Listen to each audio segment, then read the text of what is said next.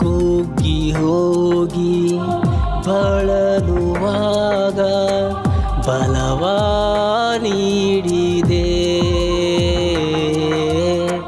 ಕುಗ್ಗಿ ಹೋಗಿ ಬಳಲುವಾಗ ಬಲವ ನೀಡಿದೆ.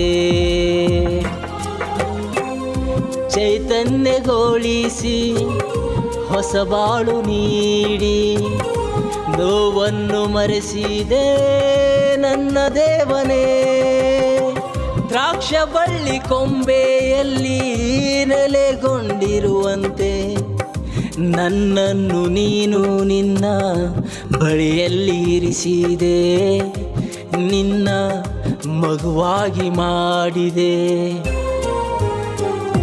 ಶಾಶ್ವತವಾದದು ನಿನ್ನ ಕೃಪೆಯು, ನಿನ್ನ ಪ್ರೀತಿಗೆ ನಾ ಶರಣಾದೆನು.